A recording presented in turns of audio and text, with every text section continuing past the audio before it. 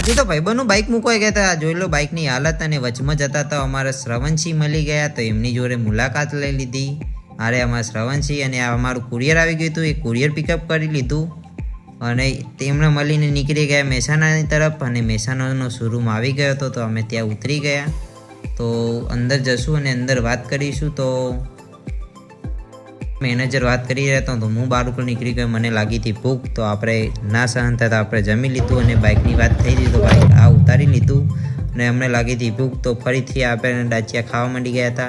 તો આપણે બાકી મૂકી યાર, તો એ પણ ના ધરાના, તો બીજું પણ મંડી ગયા ખાવા. યાર કેટલું ખાશે યાર. તો આપણે પણ પાછું બાકી મૂકીએ, પણ આપણે જમી લીધી અને થોડી ઘણી મસ્તી કરી લીધી અને ડાયરેક્ટ આવી ગયા ઘરે. અને આ દેખો અમારું ઘર. અને કપડાં મંગાવ્યા હતા ઓનલાઈન, મેં ચેક કરી લીધા. મમ્મી કે હવે ઓનલાઈન ના મંગાય, થોડું ખેતરનું પણ કામ કરી લે. તો આ ઉપાડ્યો આપણે ગભે રવાના થયા ખેતરની તરફ. અને થોડું ઘણું